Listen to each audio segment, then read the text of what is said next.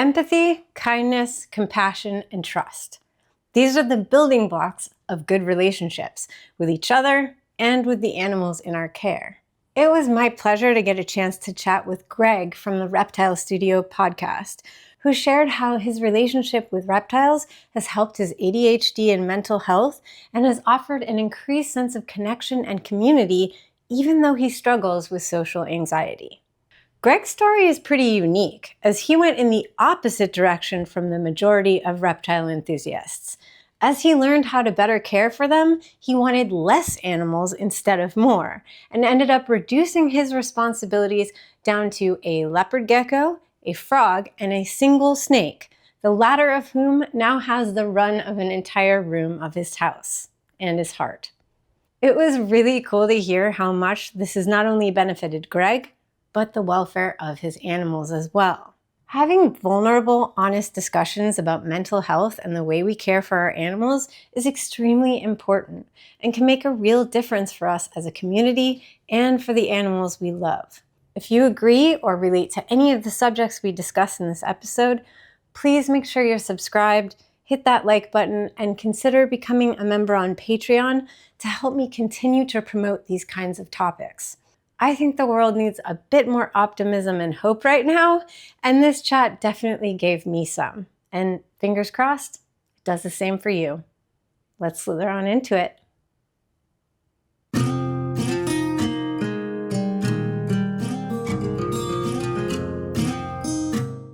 Hi, Greg. How's it going? Good. How are you? Thanks so much for joining me today. You're welcome. Yeah, I'm really excited. I've been looking forward to this for a while. Oh, me too. Me too. So if you could just introduce yourself a little bit, who you are, what you do, what sparked your love for reptiles? My name's Greg from the Reptile Studio. I live on the East Coast, so I'm like directly across from you and like up from, across the country. There isn't much, as far as reptiles in Connecticut. There's like, I want to say like 12 species of snake and 2 venomous snakes. But I remember being a little kid, going like hiking with my father.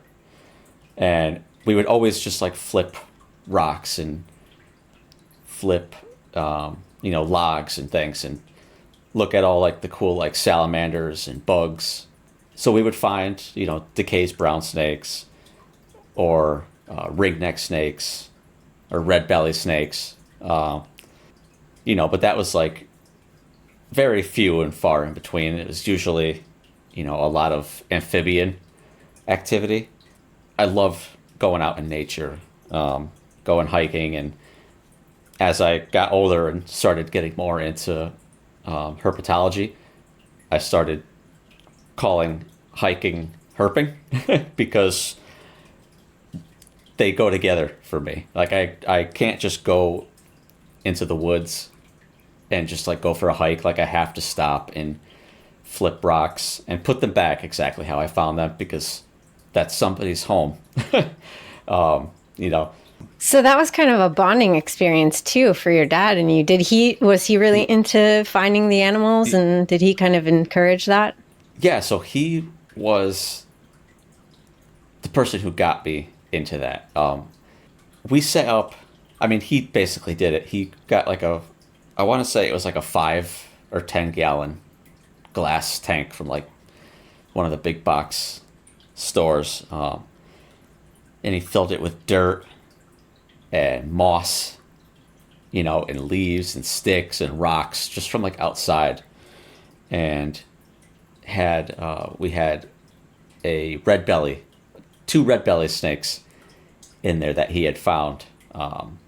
And we would feed them, like little worm, earthworms and stuff. But everything in the tank was just like natural, like from the earth, like literally. And I didn't know what bioactive was. He didn't know what bioactive meant or like naturalistic or anything. But essentially, like that's what we had built, so my love for reptiles and amphibians and just like nature in general is definitely from him. He was a big influence in that. and later on in life, like I started like teaching him, so that was Oh. really cool. What was the transition like from like he had a couple of these to you actually like keeping them in your life as pets? I don't remember when it was. I know that I was in elementary school, but he had bought me a leopard gecko, and we kept it horribly. Like neither of us knew anything. Like this was, I'm 39, so things were really different back then. It was, mid 90s probably. We kept it on reptile carpet, with like two hides, a water dish, and in a 10-gallon enclosure and nothing else. And I think his name was Al, if I'm not mistaken. We named him Al. I'm not 100%, but he had a lot of shedding issues from lack of humidity. And I don't ever know what happened to him or her. I don't even know if it was a male or female. We didn't know, but I'm not sure what happened to it. But it was quite a few years after that before I got another one. But it was the same thing. Like, it was probably like the late 90s, early 2000s, and I had a bearded dragon. And same thing, had shedding issues, and the care just wasn't what it is today. But that was really like when it started for me. That was sort of like the transition period. Well, I'd love to know about that journey, from, keeping animals and not knowing how to care for them and how that changed over time and what kind of started making things change for you. That's always an interesting story to me because I personally have a similar story of having snakes and loving the animals, but I wasn't keeping well because I just didn't know any better. And then that changed. I've had a leopard gecko who is in this enclosure right here. I have had her for almost 16 years. She's 16 years old, so I've had her for almost 16 years. And when I got her, she was in I want to say she started off in like a 20-gallon, like glass with a screen top enclosure. And then I put her into a 40-gallon of the same style enclosure. And I would say somewhere around 2020, I ended up getting a corn snake. And with that corn snake, I got this enclosure behind me. It's a 4x2 PVC. And that's sort of where, like, my awareness of how to keep or care. I don't even like using the word, like, keep. It's Care. such an easy word to say, like, oh, we keep this, we keep that. But it sounds, the word keep referring to it as keeping sort of sounds like not personal. Or possessive of a thing. Yeah, possessive. Exactly. Yeah. It's like we don't say I keep dogs. Right, exactly. Right? Yeah. So I completely agree. And some people are like it's just words, but to me it actually does make a difference, the words we use. So I respect that completely. Yeah. So caretaker, caring for. Yeah. So Yeah. anyway, your corn snake. Yeah. Yeah. So I want to say I probably had her 2 years. I rehomed her to somebody in Connecticut who did like educational outreach. She wasn't very nice. Like it wasn't a good experience with her. She was very bitey and flighty, and I think a lot of that had to do with like also like me developing as a caretaker, like knowing how to interact. But at the same time, I think what ended up happening because of that was when I had gotten my children's python, which ultimately went into that enclosure, I started approaching care differently and like interacting differently. But it's interesting with animals because I think that you don't really know what you're going to get as far as like a personality, like behavior, different characteristics, because that children's python was the most active snake that I've ever experienced. And that enclosure size, that 4x2, was nowhere near big enough for him. And those are small snakes, right? It's a small snake, yeah. He wanted to come out all the time, and I couldn't do for him what I do today with Daria, my carpet python, where she just can go around this entire room. I couldn't do that with him because he's so small. He would have gotten Right. lost. So I had also rehomed him to somebody in Boise, Idaho. This woman who also is a huge fan of Lori Tarini, who does, animal behavior.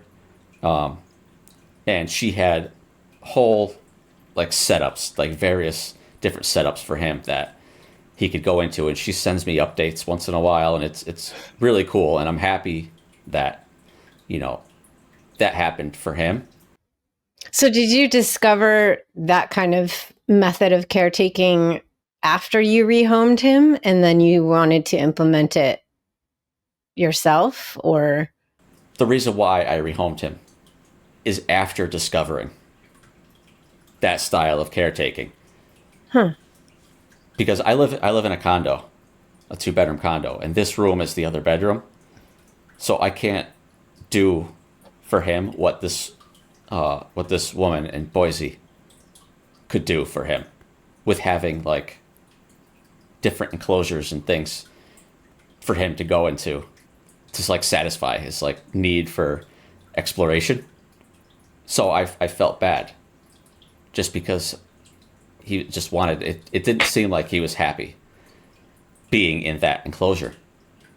So discovering that sort of caretaking changed Interesting. everything for me, and still, it's still changing.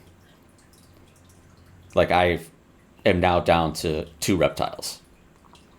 I have my carpet python and my leopard gecko, and 1 amphibian, and that's a result of like learning what my animals want. For many people, as they learn more, they're like, I want more and more and more. But that also kind of can lead to like, oh, well, you're more spread out. Your ability to care is a little bit more spread out. Your responsibility is higher.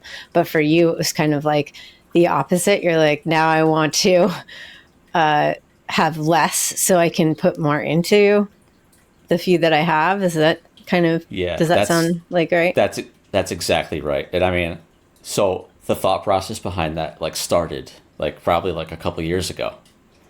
But I was still in that mode that you were just talking about, oh, look at that. Like, that's beautiful. Like, I want that. Or like I had garter snakes, and I thought that was it. I was like, these garter snakes, that's going to be everything. They're going to have babies, and I'm going to have this rack with all these like, 5-gallon glass things for all the babies. And I'm going to sell the babies and add more garter snakes into the pet trade. But that thought process of wanting to provide more space for Daria, my carpet python, that was always eating at the back of my mind. So one of the my friend Brian, who we did the podcast together, he runs a rescue organization, and he does a lot of educational outreach. And so I reached out to him and said, hey, like, I have these garter snakes, and I'd already given him the accidental babies. They had 3 accidental babies, and I'd already given them to him. And I said, listen, I have these 3 adults. Are you interested in them? And he jumped on it. So once that happened, that was it. I was all in on Daria, like 100%, all in on her. Like, this, other than my Pac-Man frog and my leopard gecko, like, this room is hers. Love it. And I think I even posted on a story last night when I came into my room. She was on the floor and she crawled, right over to where I was standing and like telescoped her head Oh, up like she was like staring right at the camera because I was holding the camera over. But that like witnessing that behavior, like not even her like telescoping up to like get a better look at me or the camera, but walking into the room and seeing her like up in the jungle gym. I have a jungle gym of ropes and branches and stuff above me. Like seeing her coming out of her enclosure, just like crawling around this room and long, slow tongue flicks, like just total curiosity, totally exploring. That's makes it worth it for me. so your face, you lit up when you just started talking about that. And I think that's a perfect segue into mental and emotional health and the relationship between caring for these animals and how it affects us. Because your whole face just lit up and it was just really beautiful and it made me light up as well. And I've enjoyed watching your stories and your videos of her as well. So it sounds like you're a very empathetic person, and you felt like you mentioned you felt bad that you weren't giving enough, and then you changed and you did something, you shifted things, and now this is sounds like what you're doing right now is a big benefit. So can you talk a little bit more about that relationship? I have ADD and like social anxiety, which I didn't know until I think like maybe 8 years ago when I started seeing my therapist. But the reason I started seeing my therapist is because I didn't like my behavior, Hmm. like at work, like my day job. I didn't like how I was, and I was like, this needs to change. So come to find out, ADD, it's really bad. It gives me anxiety, especially when there's a lot of like stimulus. Like I get overstimulated, like very easily. I can And relate. one of the things about snakes, and in my experience specifically, like big snakes, which I don't keep big snakes, but having interacted with big snakes, I know that like the tactile feeling of like holding like a big like a reticulated python or Burmese python, like the feeling of their scales and like the slowness of their movements and everything. It's very calming. It felt very calming to me. I get that with Daria, just and it's not so much the tactile because I don't handle her often, Hmm. but watching her move around. Like I got home from work yesterday and I opened the door and she came out and I went and took care of a couple things and I hadn't even showered yet and I came back in. That's when she was on the floor and I just stood there just watching her for at least 20 minutes. Just completely focused on her, not thinking about anything else, not thinking about how much I had to do, just in the moment. And that's hard for me to do. Yeah. So discovering that caring for a snake could provide that for me, like that totally changed everything. Huh. Yeah. Yeah. Do you feel the same way about your leopard gecko? Um, Not really. No. She doesn't like, I don't think that I get any sort of like benefit as far as like I can't just stand there and watch her. I mean, because usually when I'm up, she's not. Oh, right. That's true. That's part of it. Um, Are carpet pythons diurnal or crepuscular? Crepuscular, yeah, but Okay. but Yeah. but more on like there's times during the day where she's like out and Hmm. about. I mean, usually she's basking, but if the door's open when she wakes up, she might bask for a little while, but chances are, it'll be short lived and she'll come out and start zooming around. But I close it at night because when I go to bed, I don't want I don't want Yeah. her getting into any situations in here that I Who can't knows where she'll end control. up? Yeah, right. So, I've never kept leopard geckos. I interact with one pretty regularly through the little zoo, but they're such a different energy and they're so popular. So there's got to be something to them that, you know, makes a lot of people very, very happy. I think they're But that's cute. interesting. Yeah, well, they're adorable. I They think always look like they're smiling. that's probably like the main reason why they're so popular is just because they smile at you. Yeah, Even if they're pissed off, like they smile at you. they look like they're smiling all Yeah. the Yeah. time. They are very cute. But yeah, I guess the nocturnal thing makes it a little trickier to be able to interact and observe them. Yeah. I mean, Yeah. usually when I get home from work, it's when she's like coming out, and Hmm. all the lights are still on in there and everything. So I do get to see her. As far as like the behavior thing, now that she's in that enclosure, she will, actually walk out. Like if I put my hands there, she'll walk out of the enclosure onto my hands. Hmm. So I mean, as far as like being patient and present, that still applies to how I care for her as well. Right. But it sounds like Daria is the most influential to your mental and emotional health. And then I imagine that just inspires you to want to care for her better. Yeah, absolutely. This room it's like 95% snake proofed.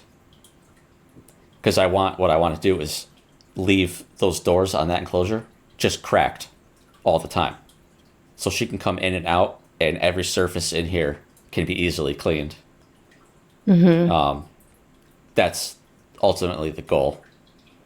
So we talked a bit about empathy and how that informs our care. And I talk about this a lot. Like it's one of the main tenets of what I think of as snake therapy is increasing our empathy, and increasing our empathy makes us better caretakers and better humans, right?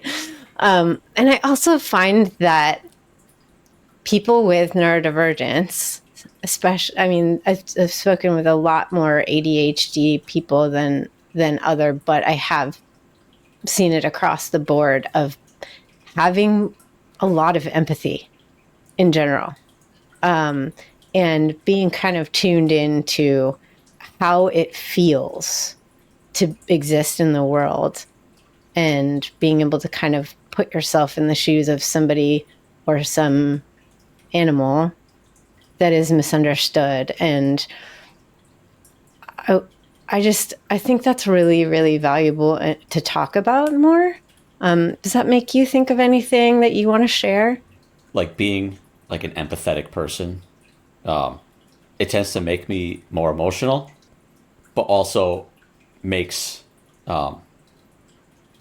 connecting with people like on an everyday basis more difficult. Because I think because my emotions get in the way a lot, some people probably get the wrong ideas or the wrong impressions of who I am because they see the person that is getting overwhelmed. And when I'm overwhelmed, that's other things happen. Like I can be short with people. I get, angry or snippy or sarcastic or passive aggressive or, like that's how like being overwhelmed like manifests itself in me. So I think also being a part of a community other than like my work community and my family, I think is extremely important.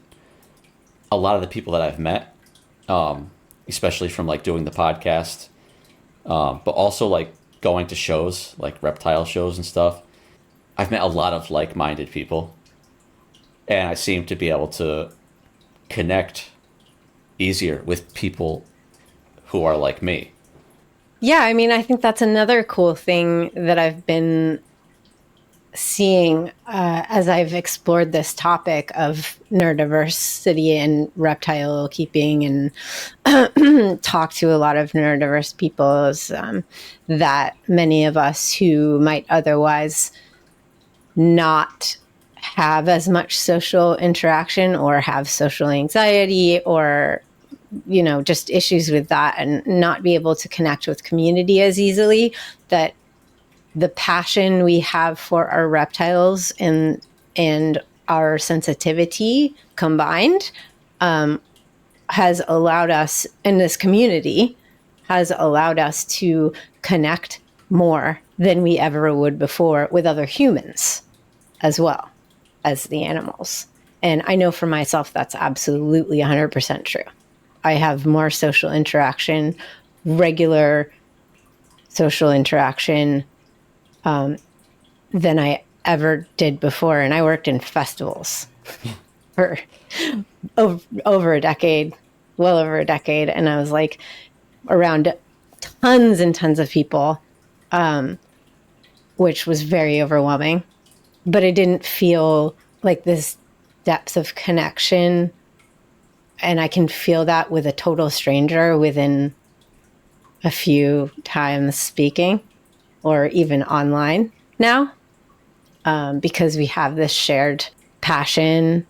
And especially I've found some really, really empathetic and kind people in this community. There's the opposite as well. But Yeah, that's every community. That's in every that's community. every community, right? Yeah. I've found it to be extremely powerful and honestly life altering. Do you feel the same? I mean, you had a podcast. Yeah. Let's talk about that a little bit, because I mean, if you had a podcast, you're talking to all sorts of people. Can you talk about Yeah. your podcast a bit?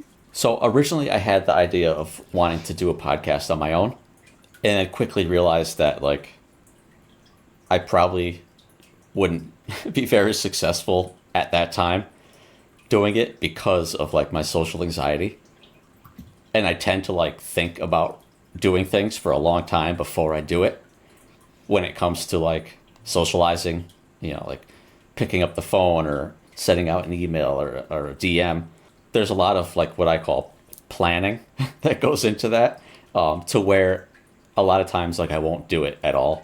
So because originally I wanted to start a rescue organization, so I reached out to Hudson Valley Reptile and Rescue, and ultimately what happened with that is we joined forces to do a podcast together, and meeting Brian, who was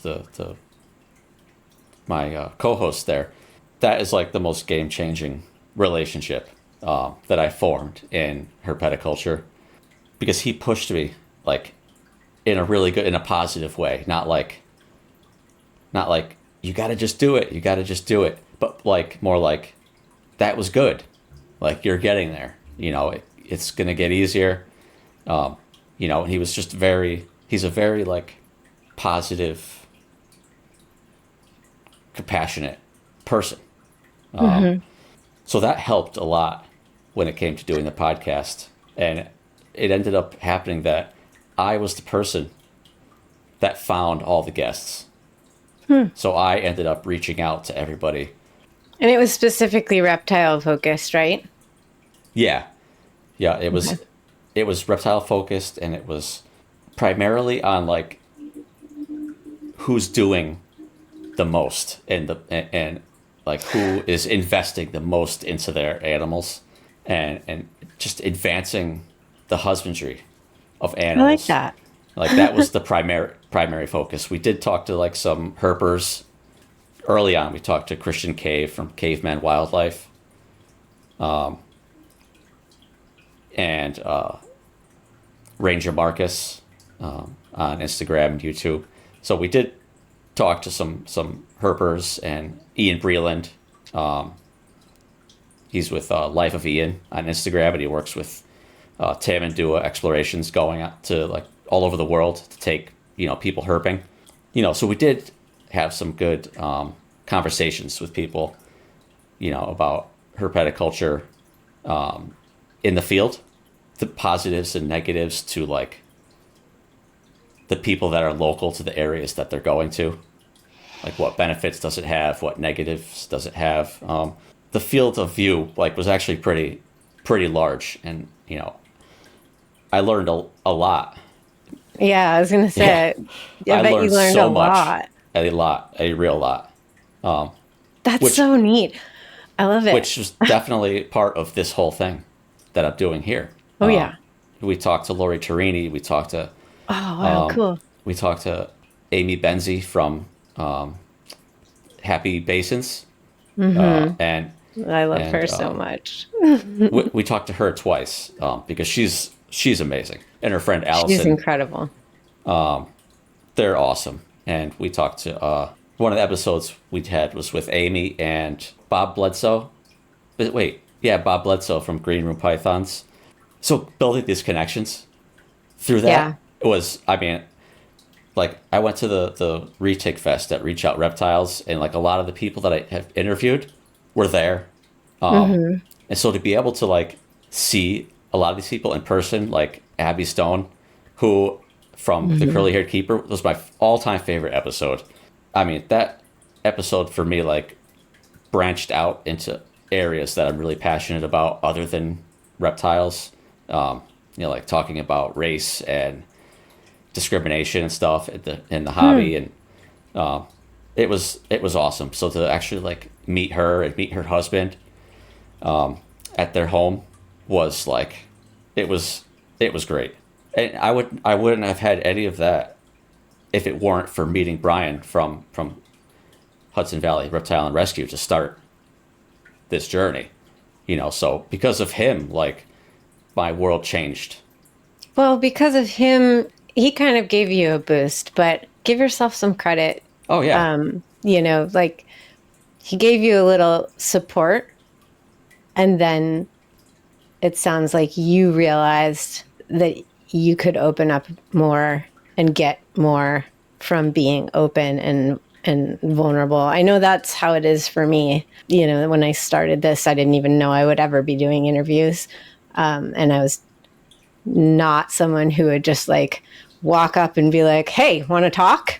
And it's still hard for me to do that at shows, but I'm trying to be better about it and just being more confident and being more curious and putting out the positivity with that.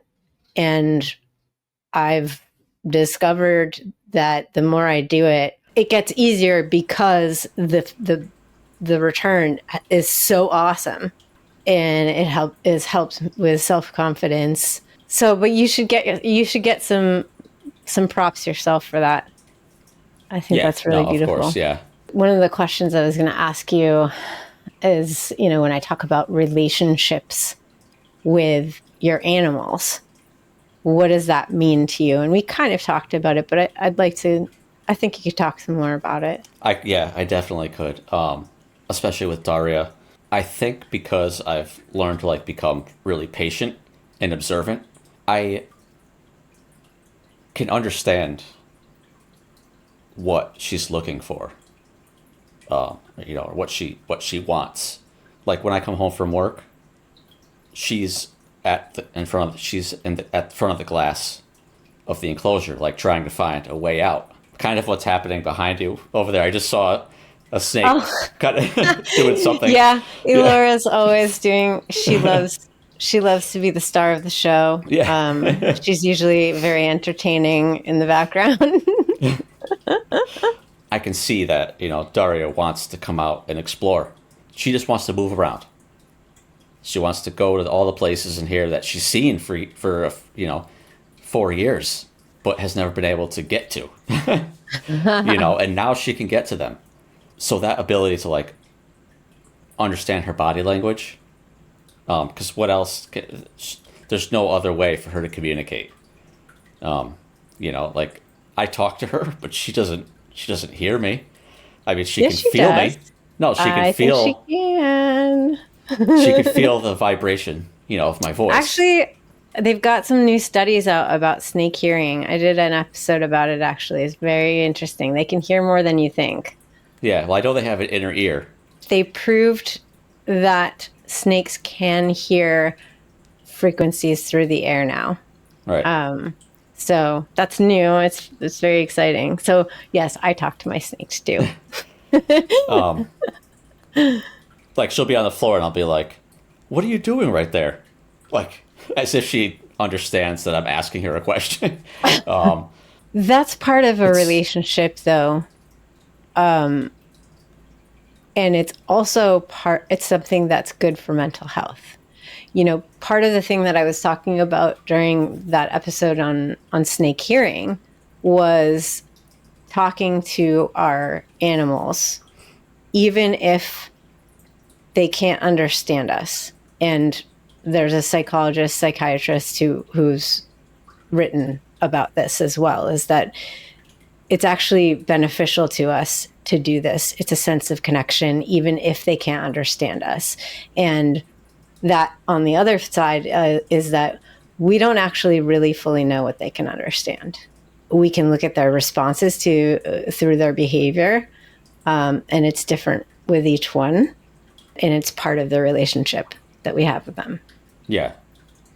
And even with the leopard gecko, like I said before, holding my hand out in front of the enclosure, and she just makes the decision to walk onto my hand. That's part of that's a relationship. Yep. So there's trust there. Yeah, and I just said to somebody, she posted a story of her. What are they called? I'm having a brain fart. The green, like the alligator lizards, came out of the enclosure and was like crawling down, like the stand or whatever to go to the food instead of waiting for the food to come to it. And I commented on it, and I just said, "Isn't trust amazing?"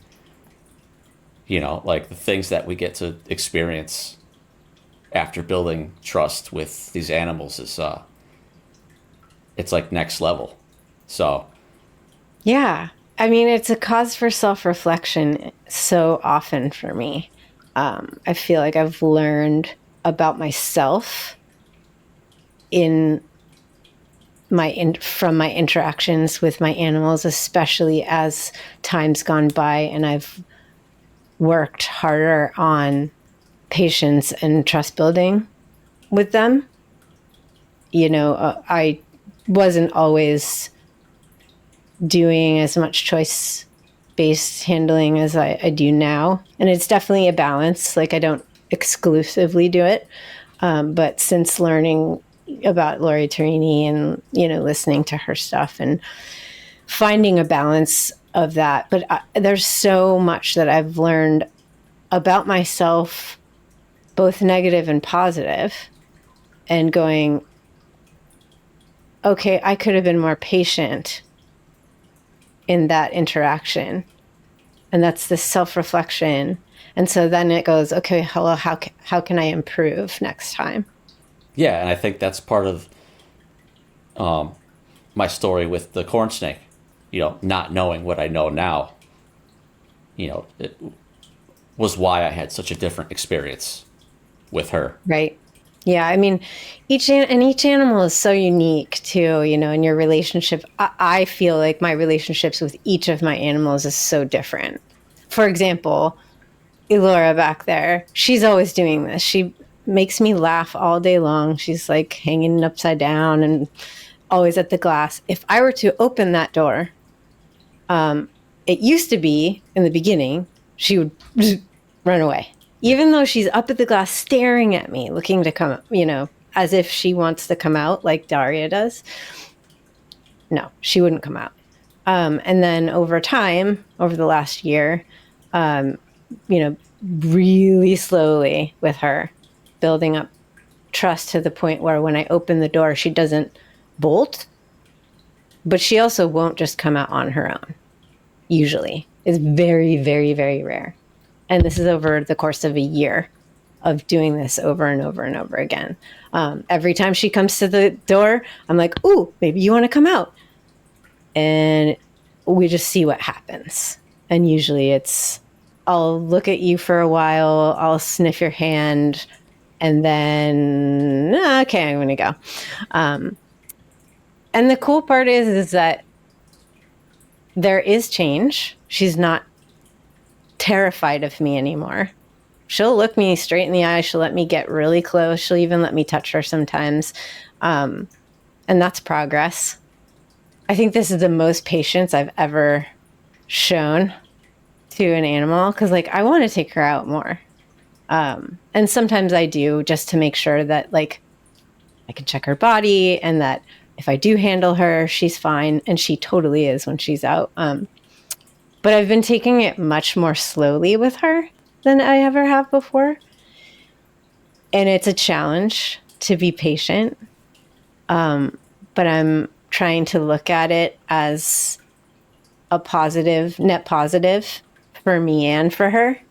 I have hope that by the time she's a few years old, she's going to be the most chill, socialized, curious snake ever. So I think, yeah, that net positive and that self-reflection, these are all really powerful benefits of working with these animals. Yeah.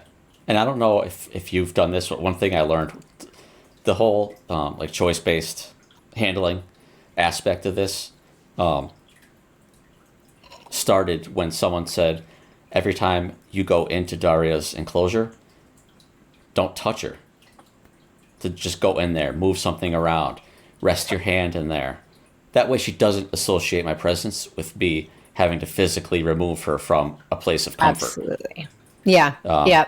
That's actually, I used to handle my snakes so much more than I do now.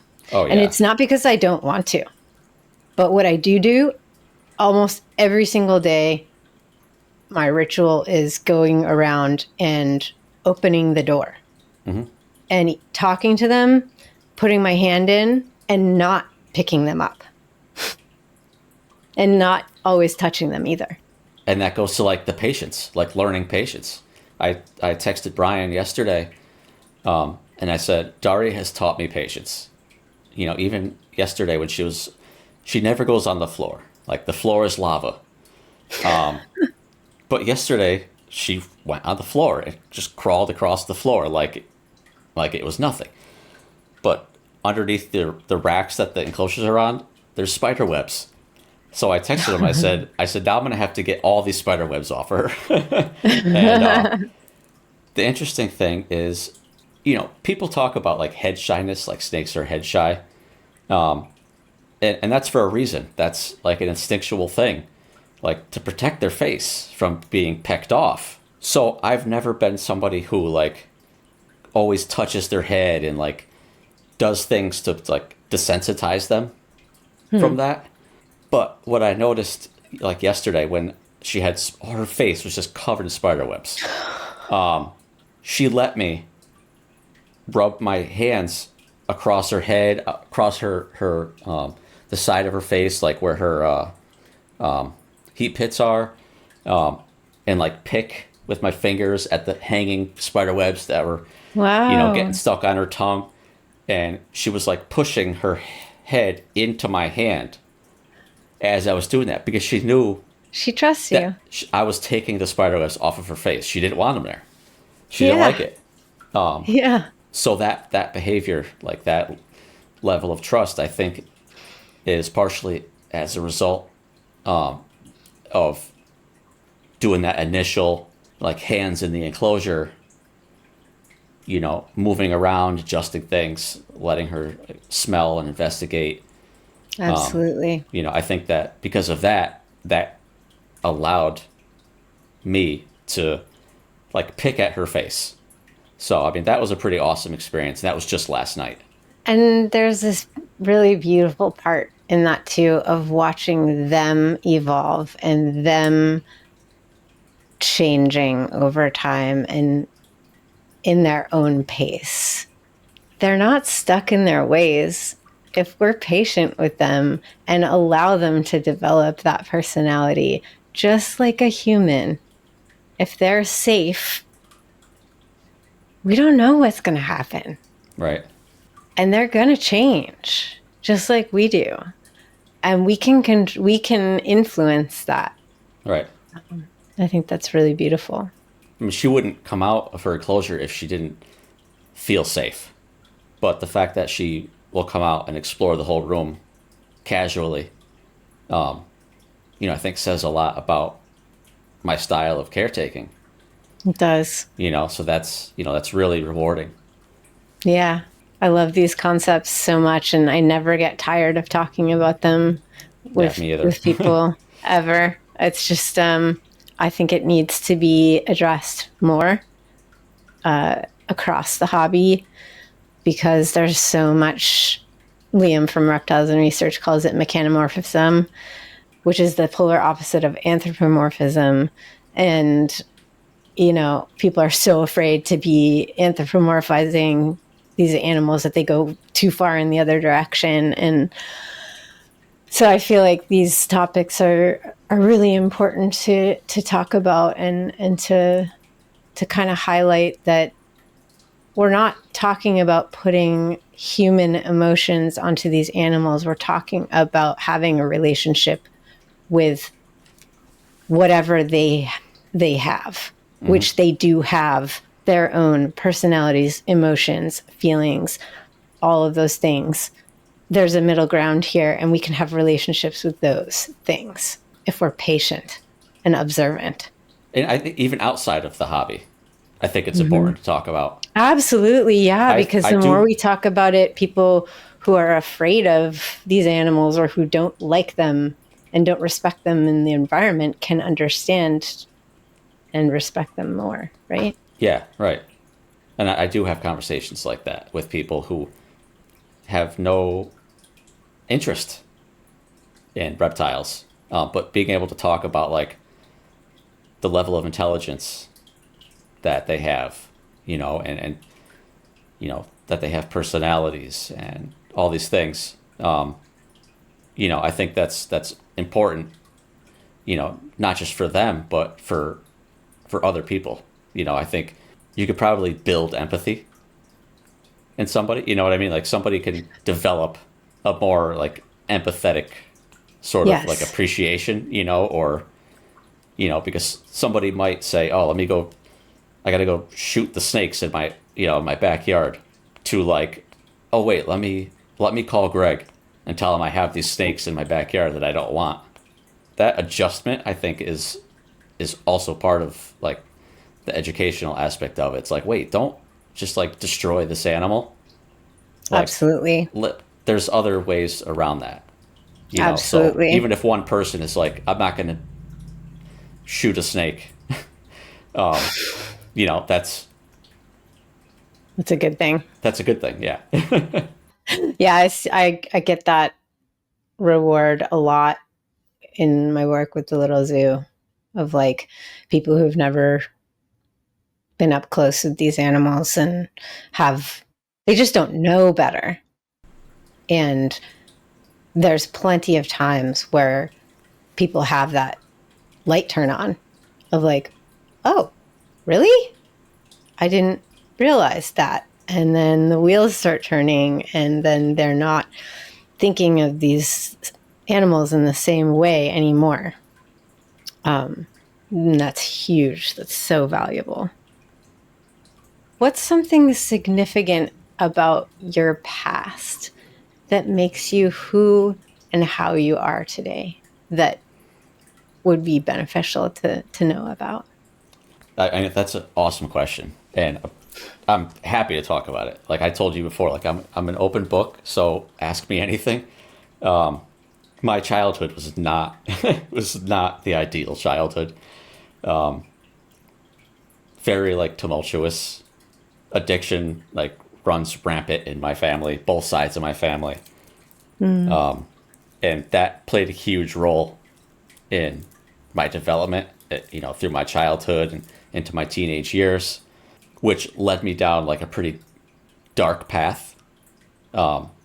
So like all of that coupled with like mental health struggles that we weren't really aware were happening at that time, because it wasn't until the past like decade where I started like delving into what's going on like through therapy and stuff. Kind of rough, sad, like childhood, and that like sad child that I was, 100% plays into who I am today as an adult. Yeah. I was forced to feel a lot of things that I shouldn't have had to feel at an early age, and I think that is what kind of made me a more like empathetic person. Like I can walk into a room and like automatically I can get like the sense of the room, like if it doesn't feel right, if it's like a happy room. That's all part of like developing coping mechanisms as a kid. I had to look to all sorts of places, like going and finding snakes in my grandmother's backyard or my grandmother's neighborhood, like that type of thing. That definitely like shaped the person I am today, like 100%. I can relate to a lot of that. That can go many different directions. And, because our traumas always inform our present, but how and what we do with that is what really matters. And it can go either way. It can cause us to become worse humans, or it can cause us to become more empathetic and kind humans. And I think it's the latter for you, which is really lovely. I'm curious about what you thought about or reflected on, or what did it make you feel when you saw snake therapy? A little bit of what we talked about earlier on about like the feeling of a snake, like the way they feel and the just like being in their presence and stuff. That's what I thought about when it came to snake therapy, is like how therapeutic snakes can be. And I think more than lizards, in my personal experience anyway, there's something more therapeutic about a snake. Just the way Physically. they move. Yeah, the way they move, and they're like the way they flick their tongues out. Some people see it and like, what? And then other people have specific associations. For you, it's the physicality of how it feels to handle them. For me, it's so multifaceted. It's all of the things that we've talked about. It's what we get emotionally from them as well. But I'm always curious what people's first kind of responses and reactions to that concept of snake therapy is. So Yeah, I mean, if I talk about how I said, Daria taught me patience, that's snake therapy. That's therapy right there. That is, Yep. yep. 100%. It's all the things that we reflect on. Self-reflection is therapeutic.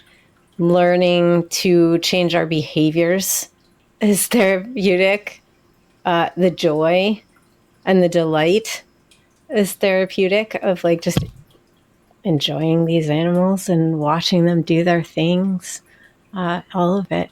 And then getting to meet each other. Well, yeah, of course. That's another part of it. Yeah. Can I ask you a question though? Of course.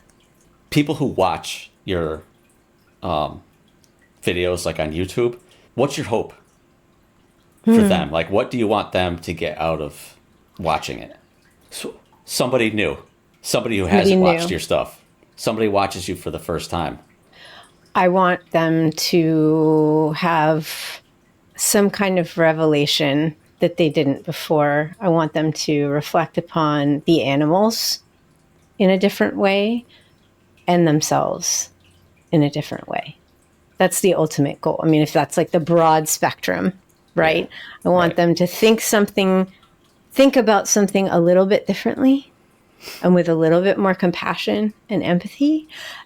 And I believe that it can set off this chain reaction, because if you start thinking about an animal that you never really realized that could have more to it than you thought it did, or if you're afraid of it and you thought it was evil or whatever, and then you see that it's bringing comfort to people with conditions or disabilities or just people, and then that makes you go, okay, now I have to think about all the things that I thought I knew, right? Yeah. So that's kind of where I want it to start, and then see the ripples. Because if they have these animals and they haven't thought about this stuff before, if they already have them, my hope is that it will help them to increase their care. Mm-hmm. Case and in point. do as much as possible instead of bare minimum. Right. Because I actually had to turn off a podcast I was listening to this morning, because the question was, so what's the minimum you need to do for this animal? And I'm like, that's the wrong question. Yeah. That is the wrong question. The right question is, how much can I do for this animal? Exactly. 100%. Thank you for asking that. Yeah, of course. I was really curious. I was like, I gotta know. And I think having empathy for people too has become a part of it. It wasn't in the beginning, but since exploring mental health and specifically neurodiversity and doing these interviews, and like, I've had a lot more, like, I've just heard these incredible stories, and it's increased my empathy for other humans as well. Kindness, empathy, compassion. Yep.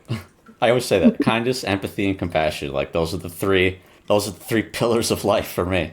Yep. And if we can all just focus on that right now, a little bit more, that would be really good. Yep. Fingers crossed.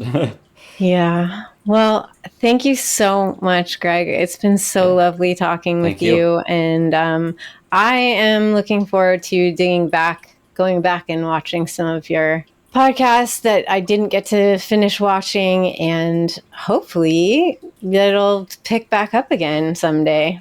And I look forward to that if it happens. Yeah, I'm planning on it. That's the goal anyway. Awesome. Yeah. And where can people find you right now? For me, the easiest way to view my content and to contact me is on Instagram.